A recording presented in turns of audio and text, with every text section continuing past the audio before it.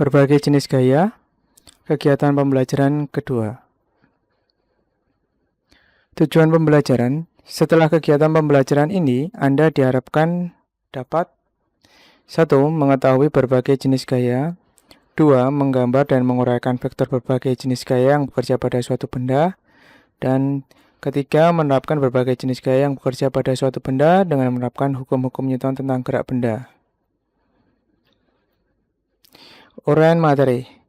Gaya merupakan interaksi apapun baik berupa dorongan atau tarikan yang dapat menyebabkan sebuah benda mengalami perubahan gerak, baik dalam bentuk arah maupun konstruksi geometris.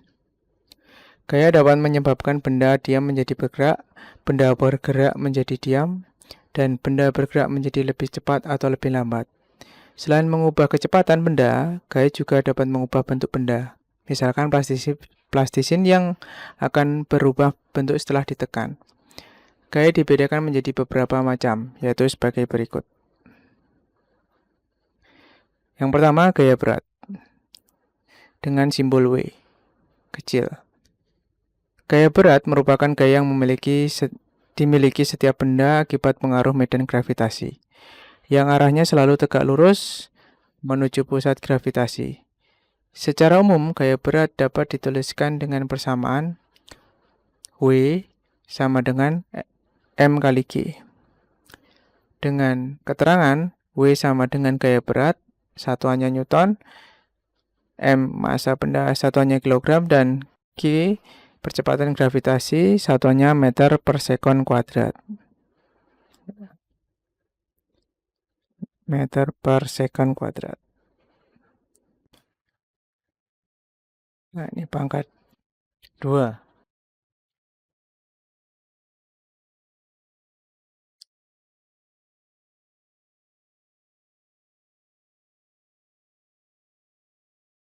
Oke, kalau bendanya mendatar seperti ini, berarti gaya beratnya akan menuju pusat bumi, yaitu ke bawah.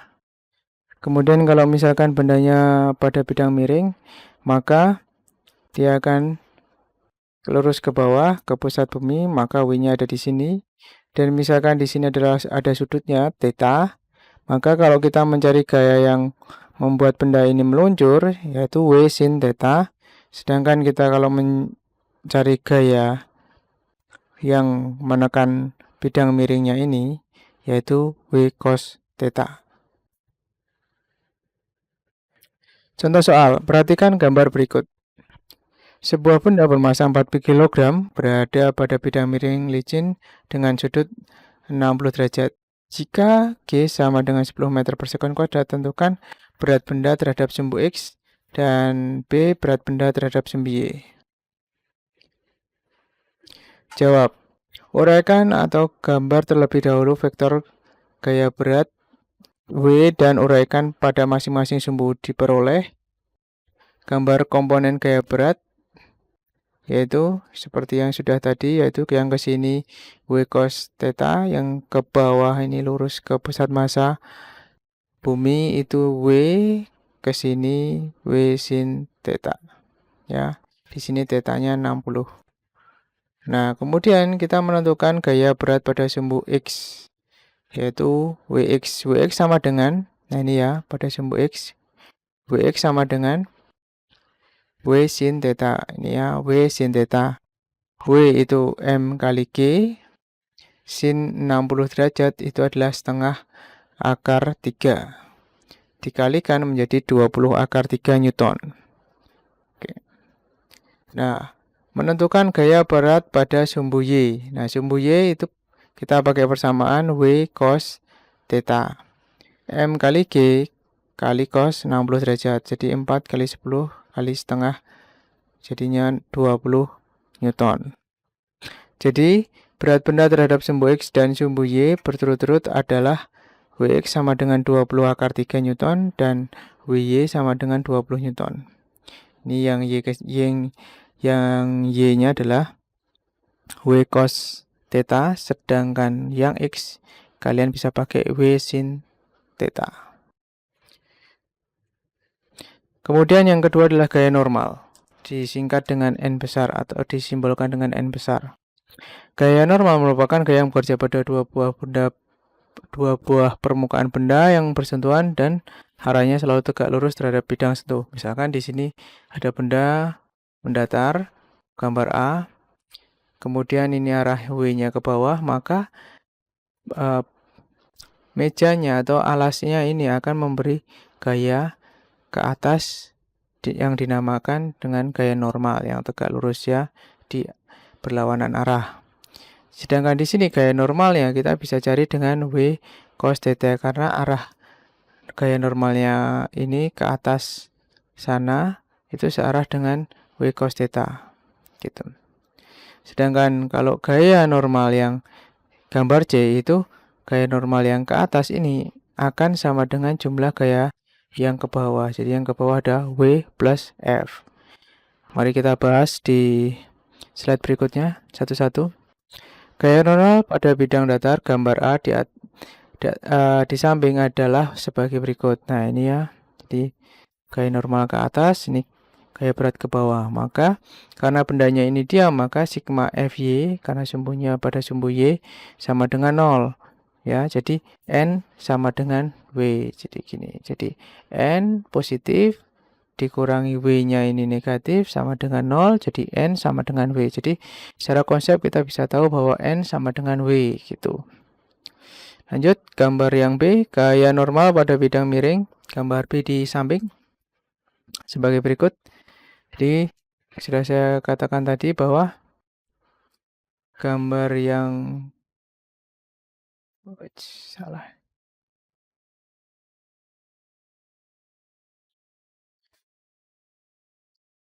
Ya, gambar yang B ini salah ini. Ini salah. Ya. Harusnya ini N dikurangi ini W cos theta sama dengan 0 ya. Ini sama dengan ini saya coret W sama dengan kok W. N sama dengan W cos theta ya. Jadi ini sama dengan ini W cos theta.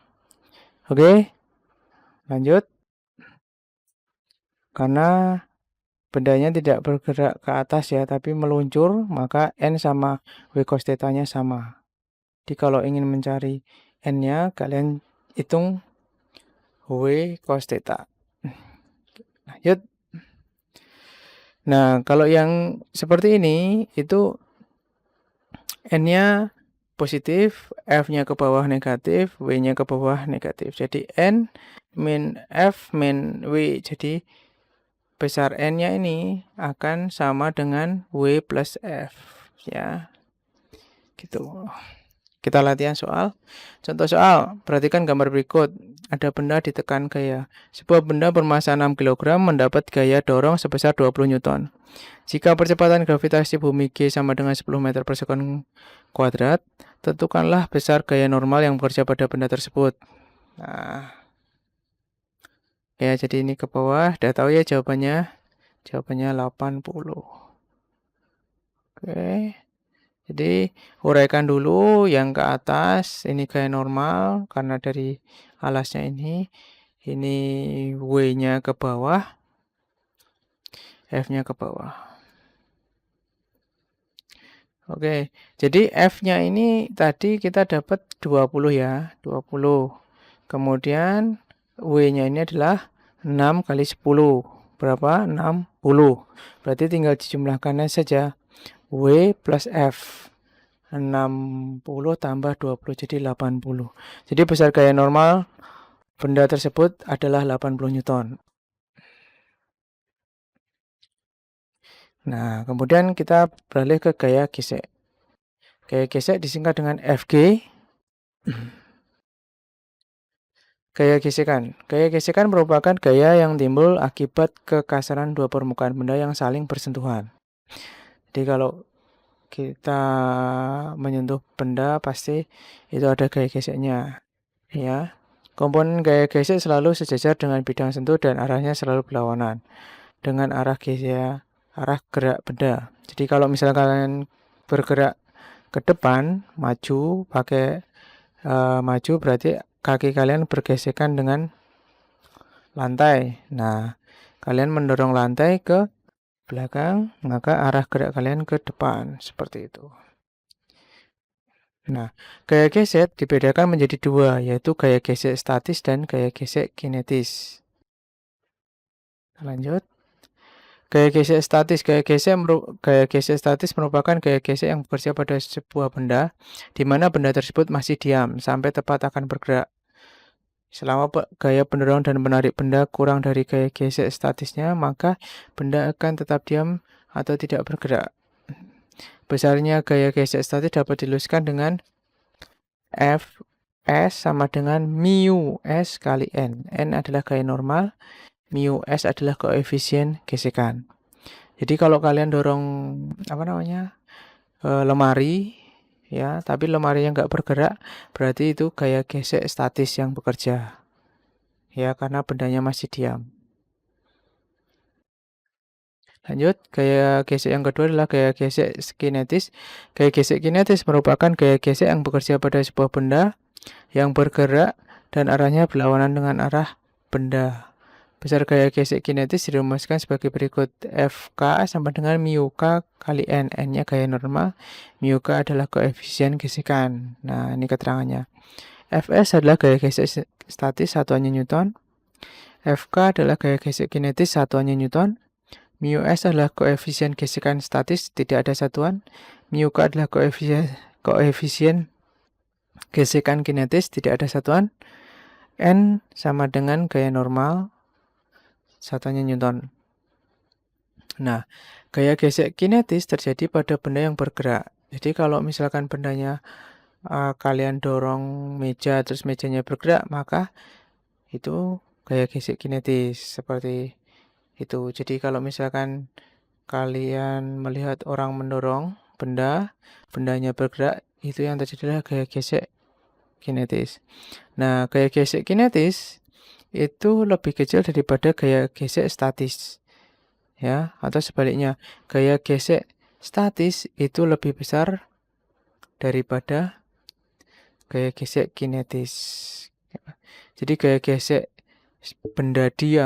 saat benda diam itu lebih besar daripada gaya gesek pada saat benda bergerak. Contohnya kalau kalian misal mendorong meja, maka gaya gesek waktu mendorong itu kalian akan merasa berat, tapi kalau sudah bendanya bergerak itu pasti akan semakin gampang karena gaya geseknya semakin kecil. Jadi ada perubahan gaya gesek. Nah, gaya koefisien gesekan itu mu S.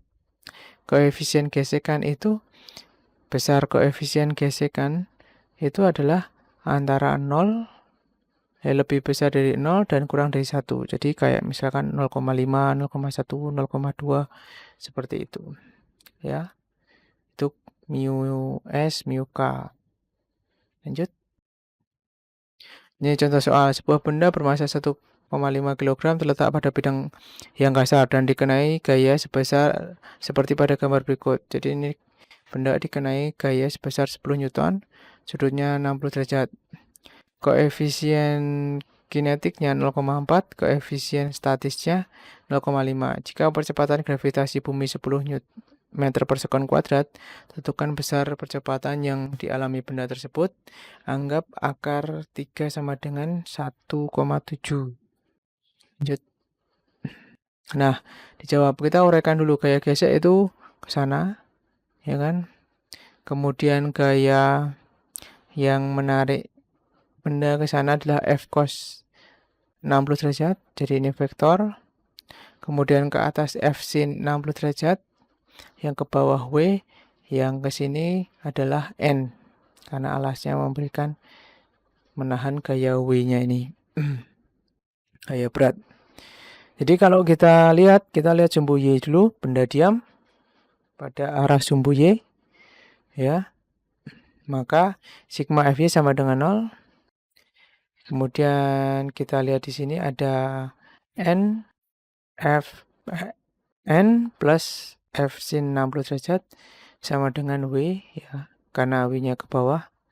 Jadi kita bisa cari di sini W-nya negatif, jadi N plus W F sin 60 derajat min W, jadi W-nya ke bawah.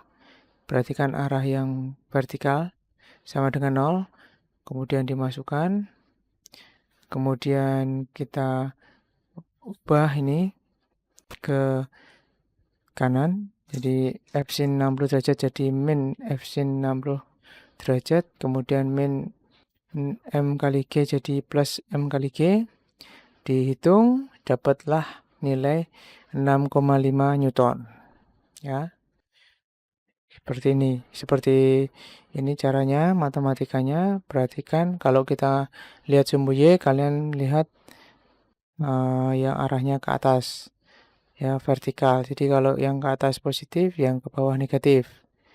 Lanjut kita lihat ke sumbu X. Nah, kalau sumbu X itu kita dapat sumbu X adalah ya FG dan F cos 60 derajat. Maka kita cari dulu Fs-nya. Mu S kali N, mu S-nya 0,5 kali 6,5, itu kita dapat 3,25 Newton. Kemudian Fk sama dengan mu K kali N sama dengan 0,4 kali 6,5 sama dengan 2,6 Newton ya. Nah, di sini kalian sudah bisa menyimpulkan bahwa gaya gesek statis itu pasti lebih besar daripada gaya gesek kinetis. Nah, sedangkan kita cari gayanya sekarang. Ini kita cari gayanya. Gaya yang menarik bendanya itu adalah F cos 60 derajat. F cos 60 derajat, F-nya 10, cos 60 derajat setengah jadi 5 Newton. Nah, berarti kalau gaya geseknya itu 3 atau 2, maka kalau ditarik 5, benda pasti akan bergerak. Maka kita dengan demikian gaya gesek yang bekerja adalah gaya gesek kinetis karena bendanya bergerak. Sehingga pada sumbu X berlaku hukum 2 Newton. Nah, jadi di sini Fx min Fk. Jadi Fx-nya ini gaya yang menarik itu 5 dikurangi gaya geseknya yang bekerja itu adalah 2,6. Kenapa kita pilih 2,6? Karena bendanya bergerak. Kenapa benda bergerak? Karena yang menarik lebih besar. Gitu ya. Nah, kemudian M kali A. M kali A didapat dari mana? Dari hukum 2 Newton. M-nya tadi 1,5. Jadi kita 5,26 ya kan, dikurangi. Ini harusnya berapa ini? 2,4 ya, ini harusnya 2,4 sama dengan 1,5 kali A. Maka A-nya adalah ini 2,4 ya, 2,4 dibagi 1,5. Jadi sama dengan 1,6 meter per sekon kuadrat. Ini mendekati ya, jadi hasilnya. Jadi besar percepatan yang dialami benda adalah kurang lebih 1,6 meter per sekon kuadrat. Oke, ya coba dipahami. Nanti kalian bisa putar lagi penjelasan dari Pak Guru. Lanjut. Gaya tegangan tali. Nah, gaya tegangan tali adalah gaya pada tali, disingkat atau disimbolkan dengan T besar. Nah, penjelasannya adalah gaya tegangan tali T. Gaya tegangan tali merupakan gaya yang bekerja pada tali yang menegang sebagai gaya aksi reaksi. Perhatikan gambar berikut. Jadi ini ada benda digantung, maka akan ada gaya aksi reaksi. T1 dan T2 merupakan gaya aksi reaksi. Gitu. Ya, jadi kalau misalkan ini menarik ke sana, ya kan, tarikan dari bendanya, maka benda yang di sini juga akan menarik, dan akhirnya di sini talinya adalah menegang, gitu. Terjadi gaya aksi reaksi. Lanjut. Contoh soal, 3 buah benda M1 2 kg, M2 3 kg, dan M3 5 kg dihubungkan dengan tali pada lantai yang licin. Seperti gambar berikut. Nah, ini ada 2 kg ditali 3 kg, 5 kg, kemudian 30 Newton. Berdasarkan gambar di atas, tentukan gaya tegangan tali T2 dan T1. Nah, pembahasannya seperti ini. Ya. Menentukan percepatan A yang dialami sistem benda, lihat sumbu horizontal. Maka berlaku hukum 2 Newton. Karena ini licin, jadi nggak ada gaya geseknya. Nah, sigma F sama dengan M kali A. Oke. Nah, kita tinggal cari aja. Karena tegangan talinya ini saling tarik-menarik, maka tegangan talinya ini akan meniadakan. Nanti hasilnya adalah F sama dengan masanya. Karena masanya ini ada 3, maka ada M1 plus M2 plus M3 kali A. Oke. Jadi A sama dengan F per M1 plus M2 plus M3. Jadi A sama dengan 30. Ini F-nya 30. Kemudian M1, M2, M3-nya adalah 2 tambah 3 tambah 5, 10. 30 bagi 10, 3 meter per sekon kuadrat. Itu jawabannya. Kemudian kita akan menentukan tegangan tali T2. Lihat benda M3. Nah, M3 ini, lihat di sini. Di sini T2 kan ke arah berlawanan. Karena ini bendanya ditarik ke sana, maka di sini tariknya akan menarik benda 5 kg-nya ini. Jadi di sini akan menegang. Maka ini 30 ini positif. F-nya positif, berarti ini plus F. Di sini T2-nya negatif karena ke kiri. Nah, sama dengan M3 karena kita ngelihatnya di benda ketiga. M3 kalikan dengan AA-nya kita dapat 3. Jadi kita hitung saja. Jadi di sini 15 sama dengan di sini min T2 plus 30 sama dengan 15, T2 sama dengan 30 ya, min 15. T2 sama dengan 15 Newton. Nah, gitu. Ya. Jadi kalau misalkan kalian nggak bisa cepat seperti ini, kalian mikir saja 30 dikurangi berapa sama dengan 15. Ya jawabannya berarti 15 kan? Gitu. Lanjut ke menentukan T1, lihat benda 2, M2 3 kg. Nah, 3 kg ini ke sana tadi T2, ke sini T1. Nah, T1-nya negatif, T2-nya positif. M2-nya 3, A-nya 3, min T1 plus 15 sama dengan 9. Nah, 15 dikurangi berapa sama dengan 9? Jawabannya adalah 6. Jadi, besar tegangan tali T2 15 Newton dan T1 sama dengan 6 Newton. Rangkuman. Nah, rangkumannya ya. Gaya berat merupakan gaya yang dimiliki setiap benda akibat pengaruh medan gravitasi yang arahnya selalu tegak lurus menuju pusat gravitasi. Gaya normal merupakan gaya yang bekerja pada dua permukaan benda yang bersentuhan dan arahnya selalu tegak lurus terhadap bidang sentuh. Gaya gesek merupakan gaya yang timbul akibat kekasaran dua permukaan benda yang saling bersentuhan. Komponen gaya gesek selalu sejajar dengan bidang sentuh dan arahnya selalu berlawanan dengan arah gerak benda. Oleh karena itu, gaya gesek bersifat menghambat gerak benda. Gaya gesek dibedakan menjadi dua, yaitu gaya gesek statis dan gaya gesek kinetis. Gaya gesek statis berlaku ketika benda yang dikenai gaya tetapi benda tersebut masih dalam keadaan diam. Ya, sampai tepat akan bergerak, arahnya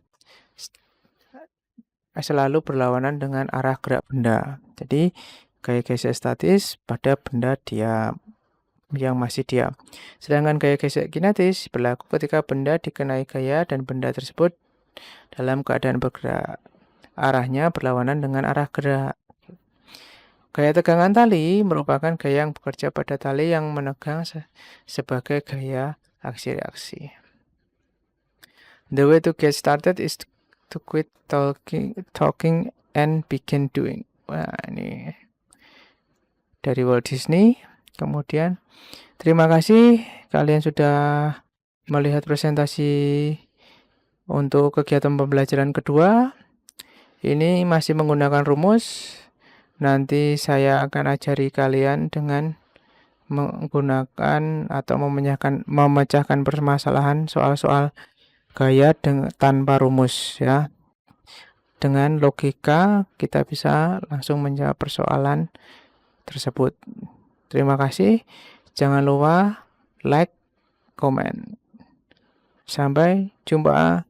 Terima kasih. Salam sejahtera, sehat selalu.